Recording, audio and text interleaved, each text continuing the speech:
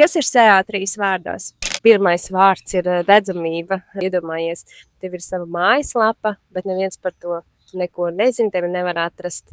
Tad SEO ir tas, kas var tavu mājaslapu padarīt redzamu tieši digitālajā vidē. Agnes, kas būtu otrais vārds? Stratēģija ikvienam mājaslapas īpašniekam un vispār, tad, kad mēs sākam darboties ar mājaslapas optimizāciju, ir noteikti jāzina precīzs soļu plāns, ar ko tad sākt. Lai nesanāk tā, ka mēs sākam no viena gala, bet mēs sākam tātad ar konkurentu izpēti, ar atslēgvārdiem un tā tālāk.